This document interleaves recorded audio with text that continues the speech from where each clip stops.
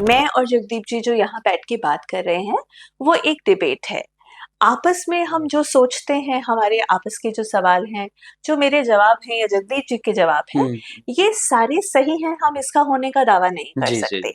हमारा सिर्फ मोटिव ये है कि जितनी जान-साधारण है, उसके बीच में एक क्रिएटिव थिंकिंग, एक क्रिटिकल थिंकिंग पैदा हो जी। और वो इन मुद्दों में अपने लिए सही क्या है, वो सोच सकें। तो कहीं से भी अगर आपको लगता है कि आप हमारी जो धारणाएँ हैं, उनके साथ सरोकार नहीं रखते, तो प्लीज़ आप हमें माफ़ कीजिए और जो आप बेटर अपने लिए सोचते हैं, अपने लिए बेस्ट सोचें और बेस्ट अपने लिए कीजिए। नमस्कार, हरिभूमि टीवी पर आपका स्वागत है। जैसा कि आप देख रहे हैं, सेक्स एजुकेशन का ये हमारा अगला एपिसोड है। तो आज फिर से हमारे साथ हैं डॉक्टर आरती साहू जी। नमस्कार जी डॉक्टर साहब। नमस्कार। डॉक्टर साहब, आज हम किस टॉपिक पे बात करेंगे? जगदीप जी, अब मुझे लगता है कि हमारी ऑडियंस हो गई समझदार जी, जी। और अब बात है कि हम कुछ ऐसे टॉपिक्स छेड़ें जो हमारी समझदार ऑडियंस के लायक हैं। तो आज मैं कुछ नई टर्मिनोलॉजीज़, कुछ नई डेफिनेशंस आपके साथ डिस्कस करूँगी, जी। जिनको लेके पब्लिक में बहुत तरह की धारणाएँ रहती हैं और उनको क्लियर करना बड़ी ज़रूरी है क्योंकि आजकल के कॉन्टेक्स्ट में जहाँ जेंडर को लेकर इतनी बात हो रही है, जी, जी। बायोलॉजिकल सेक्स को लेकर बात हो रही है, तो इन चीज़ों के बारे में जानना, इनके बारे सही शब्दावली पता होना बहुत ज़रूरी है। जी, जी। तो आज हम कुछ ऐसी ही टर्म्स के बारे में जी, बात जी। करेंगे। तो शुरू करें डॉक्टर साहब कि बिल्कुल शुरू किस करते हैं। क्या-क्या टर्म बिल्कुल, है बिल्कुल। इसमें? हम सबसे पहले स्टार्ट करते हैं जगदीप जी, पहली टर्म जिसको हम कहते हैं बायोलॉजिकल सेक्स। जी। बायोलॉजिकल सेक्स वो सेक्स है जो आपका प्रकृति ने तय किया है कि आप पुरुष हैं कि महिला हैं, जी। जिसको हम मेल और फीमेल कहते हैं। तो अधिकतर जो पॉपुलेशन है वो मेल और फीमेल में बटी हुई है।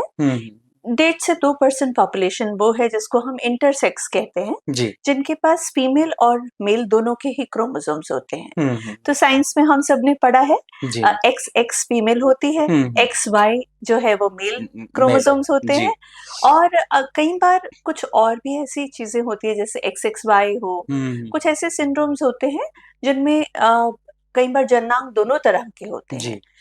भीतरी तौर पे हो सकता है पुरुष के जननांग हो और बाहर से स्त्री के हों, जिसको हम इंटरसेक्स पॉपुलेशन कहते हैं। बहुत छोटी सी परसेंटेज है, जी, पर जी। वो परसेंटेज भी है। तो ये तो होता है बायोलॉजिकल सेक्स। जी। अब एक टर्म आती है जेंडर, जिसको हम लिंग कहते हैं जी। हिंदी में। हिंदी भाषा में जो है वो लिंग सेक्स के लिए, बायोलॉजिकल सेक्स के लिए भी कहा जाता है और जेंडर के लिए भी कहा जाता है।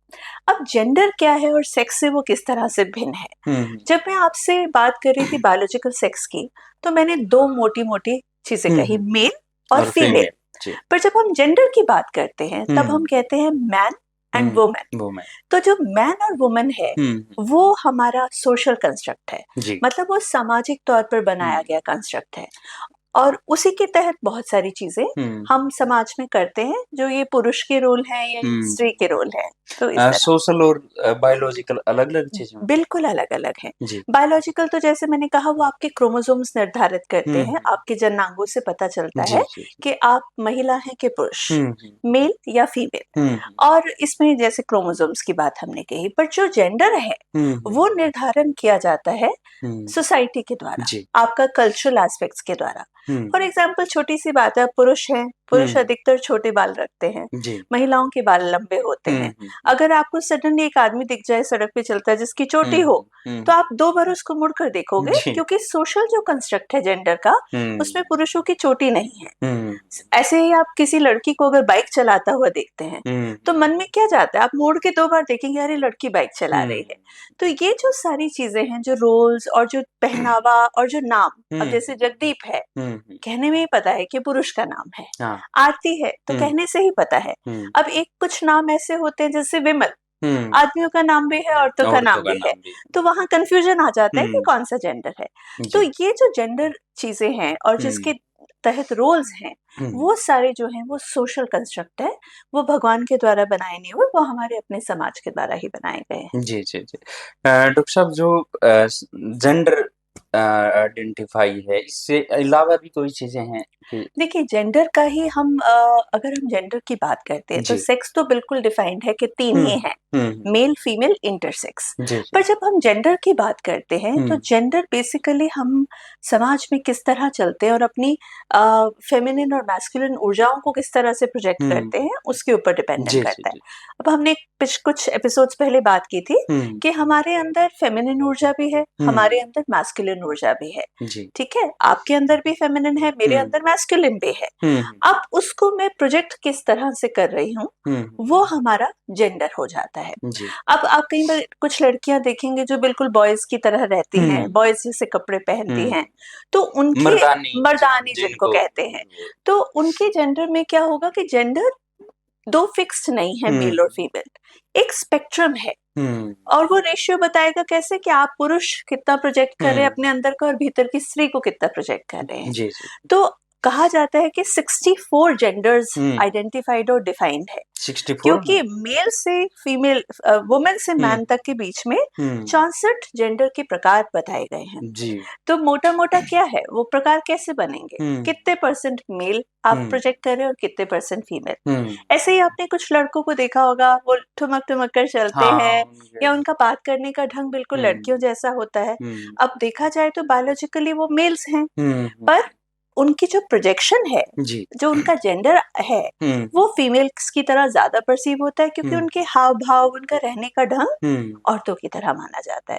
ये कैसे वो होता है मैम, कई बार जैसे कुछ लड़कों के बारे में हम बच्चों में कई बार काम करते हैं, तो उनके बारे में ये आता है, घर वाले परेशान हो जाते हैं। बिल्कुल बिल्कुल। तो ये टर्म क्या है? अब इसके आगे समझ, इसको अच्छे से समझने के लिए एक नई टर्म, थर्ड टर्म जो हम बात करेंगे वो है जेंडर आइडेंटिटी। जी।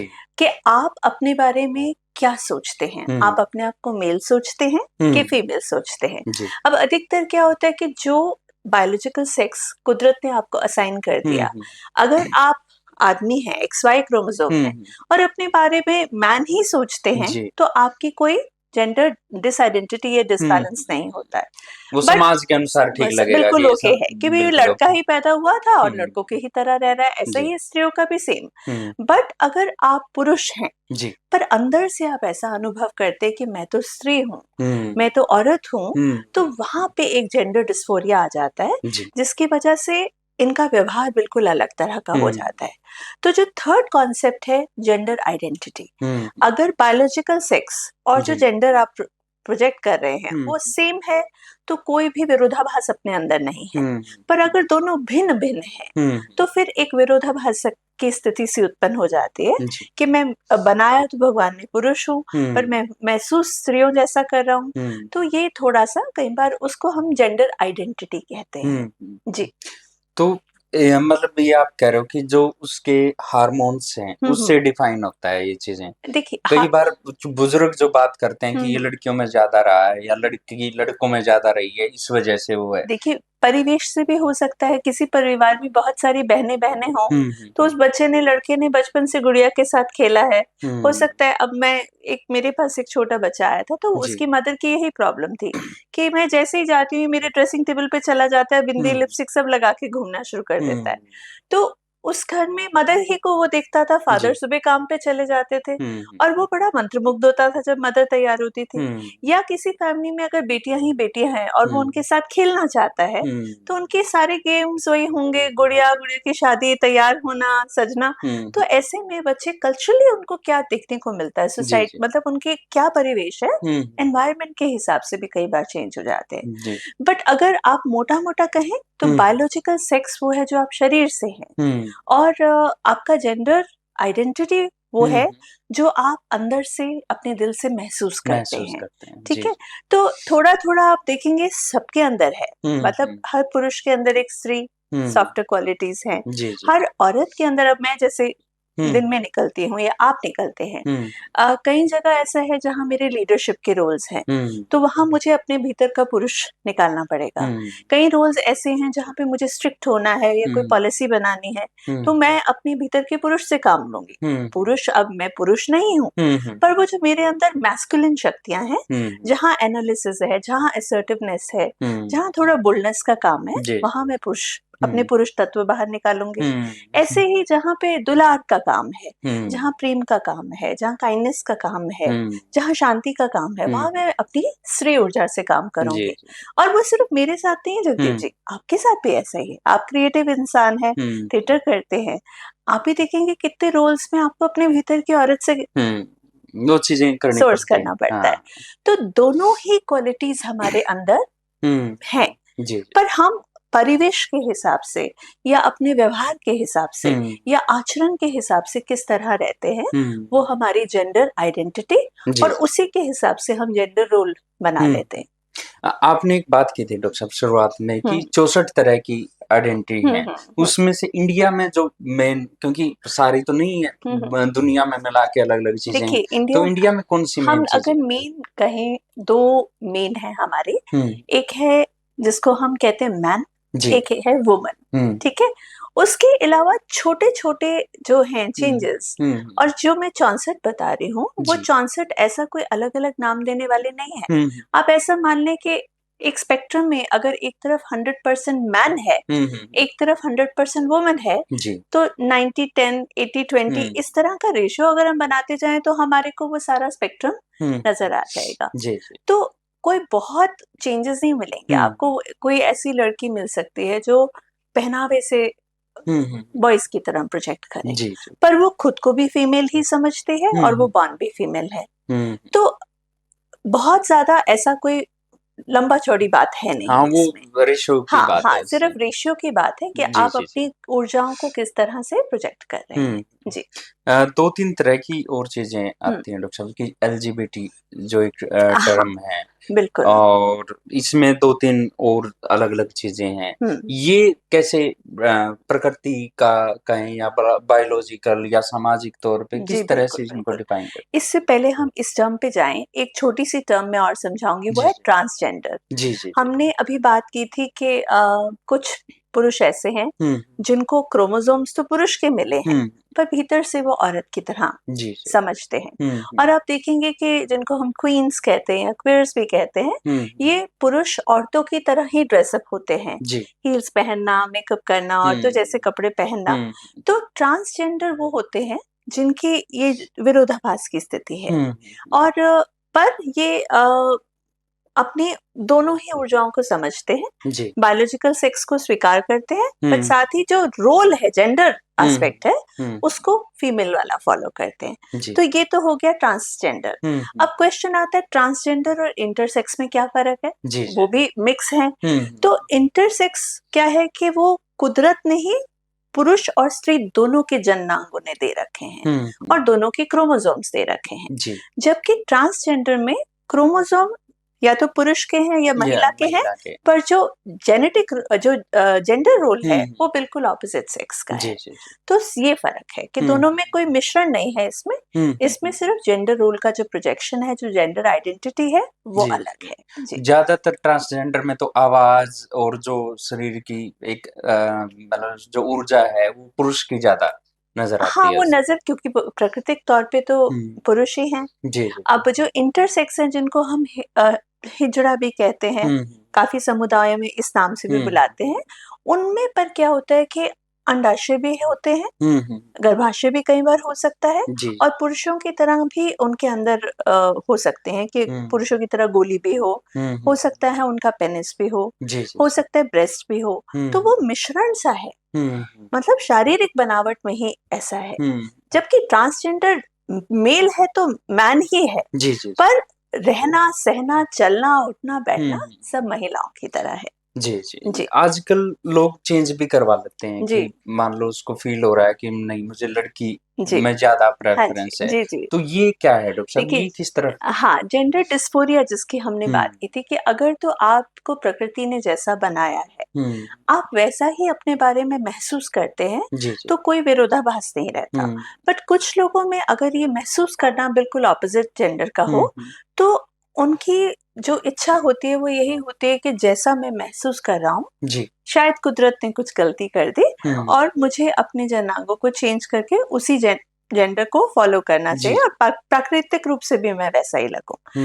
तो सेक्स चेंज के ऑपरेशन होते हैं। बहुत सारे पुरुष जो हैं वो अपना पेनाइल का वो करवा के, सर्जरी करा के रिकंस्ट्रक्टिव सर्जरीज भी करते हैं, और बहुत सारी महिलाएं जो है मैंने देखा है कि मेस्टेक्टमी भी करती हैं।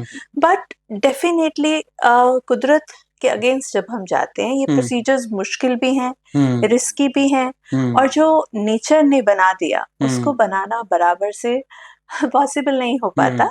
तो बहुत अच्छी काउंसलिंग के बाद ही ये सर्जरीज करानी चाहिए। मतलब सेफ नहीं है डॉक्टर साहब? सेफ नहीं है, मुश्किल भी है, और एक बार की सर्जरी से काम नहीं बनता, बार-बार कई बार सर्जरीज़ करानी पड़ती हैं। जी। तो जब भी आपके घर में या आस-पास कोई बच्चे इस तरह की सर्जरी की बात करें, तो प्रॉपर काउंसलिंग होना बहुत ज़रूरी है कि वाक़ई ये ऐसा महसूस कर रहे हैं जी। कि या फिर ये क्योंकि मुख्य धारा से थोड़ा-सा अलग हट के सोच रहे, तो उनको लगता है कि शायद हम ऐसे हैं और वो सर्जरी करा के हमें शायद हम बेटर फ़ील करें।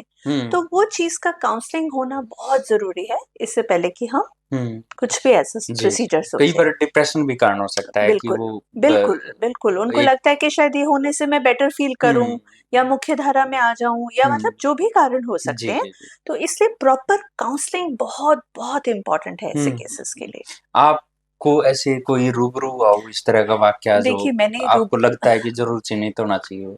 चेंज होना चाहिए, नहीं, चिन्हित मतलब आइडेंटिफ़ाई होना चाहिए आइडेंटिफ़ाई लोगों होना को चाहिए। एजुकेशन के लिए। देखिए, अगर कुछ बच्चे बहुत इंट्रोवर्ट्स होते हैं, हुँ, नॉर्मल लोगों के साथ खुल के बात नहीं कर जी। पाते, और जो इंट्रोवर्ट्स होते हैं वो अ, सोशल मीडिया को बहुत असेस करते हैं। हुँ, कई बार जब वो ये कारण ढूँढते हैं कि मैं इनसे अलग क्यों हूँ, जी। मैं इनकी तरह क्यों नहीं सोचता अपने बाकी हुँ, क्लासमेट्स की तरह। हुँ, तो ये वाले जो कल्चर्स हैं, जो एलजीबीटीक्यू हुँ, कल्चर है, तो इनको बहुत अट्रैक्ट करता है ये। जी। क्योंकि इनको लगता है कि शायद ये लोग हट के हैं, मैं हुँ, हट के हूँ, तो शायद मैं इनके जैसा हूँ। हुँ, इसलिए एक प्रॉपर काउंसलिंग होना बहुत आवश्यक है। जी, जी। तो हम इसको ऐसे चिन्हित नहीं कर सकते। हुँ, प्रॉपर एक मेंटल असेसमेंट, प्रॉपर काउंसलिंग, ये जी, दोनों चीज़ें होने के बाद ही तय होना चाहिए कि हुँ, सर्जिकल प्रोसीजर होना है कि नहीं जी, जी। होना। जी। जो एलजीबीटी का एक कॉन्सेप्ट है डॉक्टर हुँ, साहब कि समाज में बहुत विरोधाभास है, हुँ, कोर्ट में भी है, हुँ, हुँ, धार्मिक उसमें हुँ, भी है, हुँ, तो एक डॉक्टर के नज़रिए से आप क्या सोचते हैं उनके हुँ, बारे में? क्योंकि देखो वो एक दिमागी ताना-बाना है, हुँ। डॉक्टर उसको थोड़ा-सा ज़्यादा बता पाता है बिल्कुल, कि बिल्कुल। क्या सोचे आप माँ-बाप मैंने अगर आपका सवाल पहले काट के दूसरी चीज़ें जी, उठा जी, ली, जी। पर एलजीबीटीक्यू अगर हम चलें तो हुँ, उसको है क्या? एल मतलब लेस्बियन, हुँ, हुँ, जी मतलब गे, जी, बी फॉर बाइनरी, हुँ, टी फॉर ट्रांसजेंडर, जी, जी, और क्यू फॉर क्वेयर। और हुँ, आजकल तो प्लस भी है कि जो लोग अभी सोच ही रहे हैं कि वो हैं क्या, हुँ, उनको प्लस में डाल दिया जी, गया जी, है। तो जो लेस्बियंस हैं, वो हुँ, हैं जो महिलाएँ महिलाओं के प्रति आकर्षित हैं। जी, गेज़ जो हैं, जो पुरुष हुँ, पुरुषों के प्रति आकर्षित हैं, हुँ, राइट?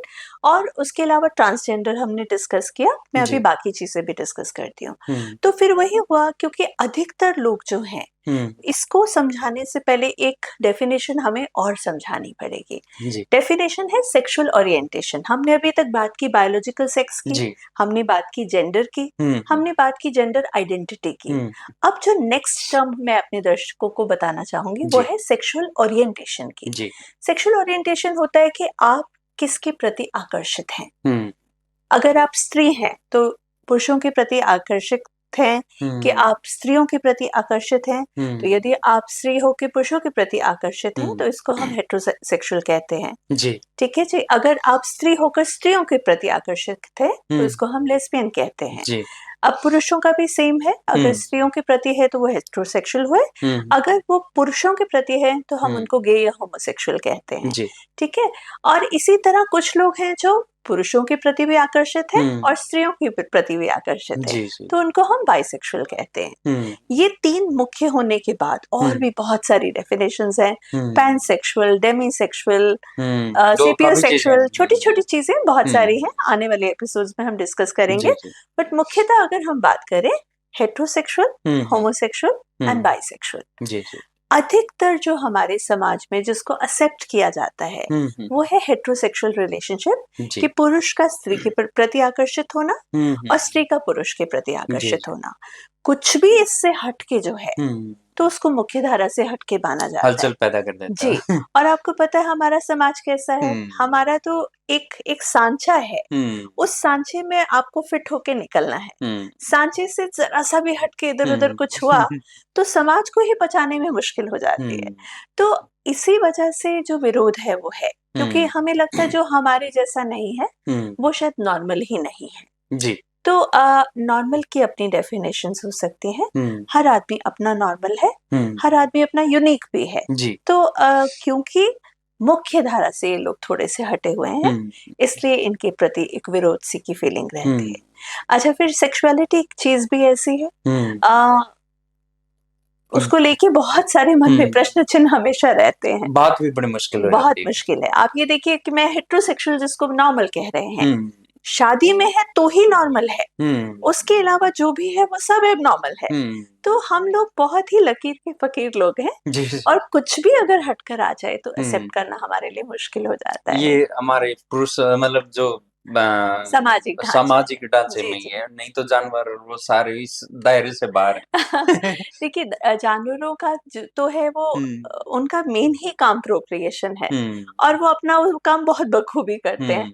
हम तो उसमें भी बहुत रोड़े अटकाते हैं। वो चीजें बड़ी मुश्किल हो जाती है डॉक्टर साहब। तो डॉक्टर साहब आजकल एक और चीज है कि जेंडर चेंज करवा के और वो मैन वुमेन वाले स्पोर्ट्स में चले जाते हैं और वुमेन मैन वाले में, वो लेकिन शरीर तो दोनों का अलग ही था पहले। तो आप इसको कैसे देखते हैं? इसमें थोड़ा सा कहूंगी जगदीप जी, वुमेन मैन वाले में नहीं जा रही, मैन ही वुमेन वाले में आ रहे हैं। जी। क्या होता है कि सेक्स चेंज के बाद आप अपनी जेंडर आइडेंटिटी चेंज करते हैं, और ये डिबेट का मामला है कि भाई मैं तो महिला बन गई, तो अब मुझे महिला की तरह आइडेंटिफाई किया जाए और मुझे महिला स्पोर्ट्स में compete करने दिया जाए। तो जो भी जेंडर चेंज ऑपरेशंस होते हैं, या जो लोग ट्रांसजेंडर है, या जो कहते हैं कि I identify as a woman, identification होना ही काफी नहीं है। महिला कहलाने के लिए, एक वुमेन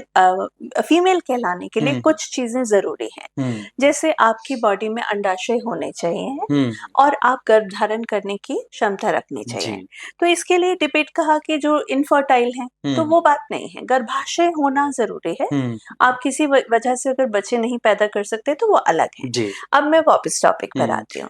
इसी में एक सवाल मेरा यही है कि जब जेंडर चेंज करते हैं तो गर्भाशय उसमें नहीं, गर्भाशय ट्रांसप्लांट का अभी तक कोई तरीका नहीं निकला, है ना? तो आप केवल क्या कर रहे हैं, जो बाहरी अंग हैं उन्हीं को चेंज कर रहे हैं। वो तो शरीर की जरूरत पूरी करने के लिए, लेकिन वो क्रिएशन तो नहीं कर सकते। हाँ जी। तो क्योंकि नॉर्मल बायोलॉजिकल फीमेल से ये अलग हैं, क्योंकि ये प्रजनन क्षमता नहीं रखते हैं। अब बात आती है कि हम जब कॉम्पिटिटिव स्पोर्ट्स की बात करते हैं, जनरली जो जेंडर चेंज का ऑपरेशन होता है एक परिपक्व उम्र में आने के बाद ही किया जाता है, या फिर उस स्टेज में किया जाता है, प्यूबर्टल स्टेज में, जहाँ पे हार्मोन्स अभी चेंज हो रहे होते हैं, बट आप इतनी सोच समझने की शक्ति हो कि जो भी आप एक्शन ले रहे हैं उसकी कॉन्सिक्वेंसेस भुगतने के लिए तैयार हो। तो जो मैक्सिमम मसल मास आना है, जैसे अब पुरुष था कोई व्यक्ति पहले, तो उसका जो शारीरिक संरचना है वो तो पुरुष के हिसाब से ही है ना, उसका मसल, उसका बोन का डेंसिटी, वो सब कुछ पहले ही विकसित हो चुका है। तो ऐसे व्यक्ति को फीमेल मानकर या औरत मानकर फीमेल स्पोर्ट्स में compete करने नहीं दिया जा सकता, क्योंकि उसका मसल मास, उसकी शारीरिक जो बनावट है वो नॉर्मल महिलाओं से भिन्न है। तो एक एवरेज मेल एथलीट जो कि फीमेल में कन्वर्ट हो जाए, वो बहुत स्वाभाविक है कि एक बहुत अच्छी फीमेल एथलीट से बेटर परफॉर्म करे, क्योंकि उसके मसल, उसकी जो ग्रोथ है, उसकी शारीरिक बनावट पुरुषों की सी है। तो मुझे लगता है ये जो हल्ला हो रहा है वो बिल्कुल राइट है, कि जो चेंज करा कर आ रहे हैं, अगर हमने इंक्लूसिविटी की बात करनी है कि भी उनको भी हमने मुख्य धारा में लाना है, तो ऐसे लोगों के लिए एक सेगमेंट हम अलग बनाएं, वो जायज लगता है। पर उनको स्त्रियों के साथ compete करने दिया जाए, तो जिनको भगवान ने औरत बना के भेजा है, ये कहीं ना कहीं उनके साथ एक भेदभाव है। ये मुझे तो ठीक नहीं लगता। बाकी it's a topic for debate. नहीं, टॉपिक ये उठा था अभी लेटेस्ट में जो ओलंपिक हुए ना, उसके बाद काफी चर्चाओं में तो उसमें यही हुआ था। पीछे एक मैन ने खुद को, ट्रांसजेंडर था, ही identified himself as a woman. ठीक है जी।